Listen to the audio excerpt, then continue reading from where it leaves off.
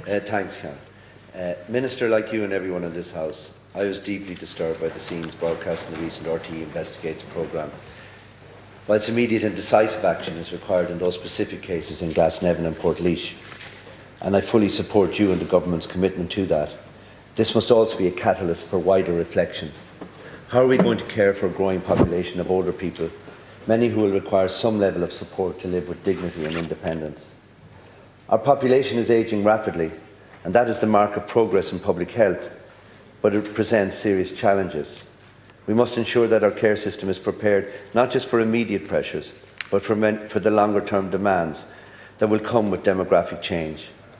Many of our older people are living longer, more healthy, independent and productive lives, and that's to be welcomed. But when their living needs change, it must not be a binary choice of home or a nursing home. It is my belief there are people in nursing homes today who would be better served by sheltered or superintended living in the community.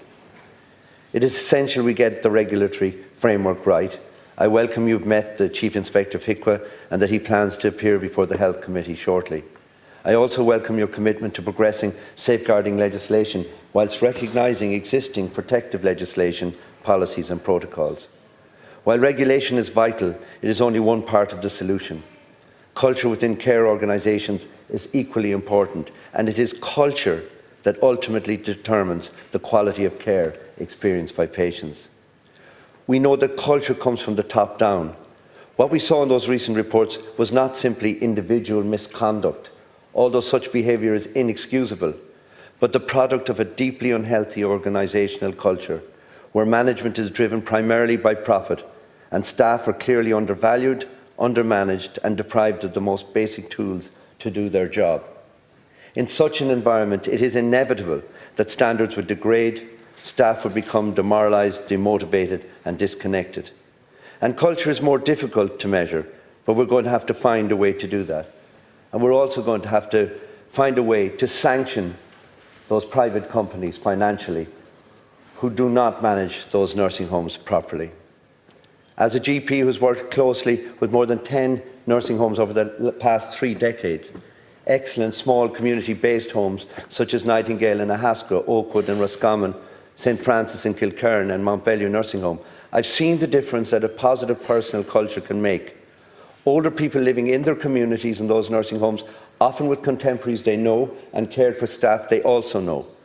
Unfortunately, many of these smaller homes are now struggling to remain viable. I'm told it takes a congregation of 70 in a nursing home to make it profitable for private operators. In my own area, 2 excellent homes closed, Ballygar Nursing Home and Bridesville Nursing Home in Athlone. My own grandmother lived for 2 years and died in Ballygar Nursing Home. She was given excellent care, and one of the most natural things in the world was that my children would wander in to visit and chat to her on the way home from school over those 2 years. And we've become too reliant on large corporate congregated settings where that sense of community and personal connection is lost.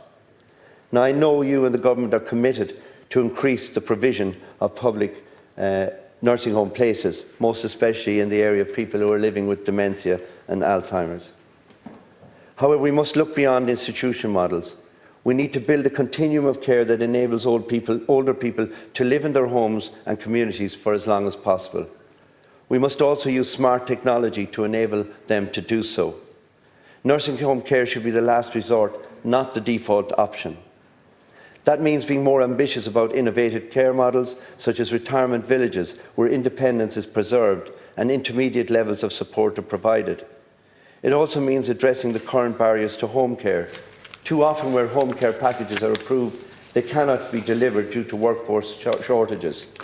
We must look seriously at the terms and conditions for home care workers and invest to make this a sustainable, respected career pathway. I would also urge we examine closely the comparative costs of long-term institutional care with community-based and home care. In many cases, keeping a person at home is better for their well-being and more cost-effective for the state. Minister, the older people we are speaking about today have contributed immensely to the life of this country.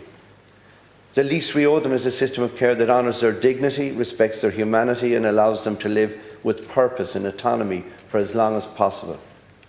I support the direction the government is taking, but I also believe we must think more boldly and build a modern model of care that truly meets the needs of a changing Ireland. Thank you, Deputy Daly.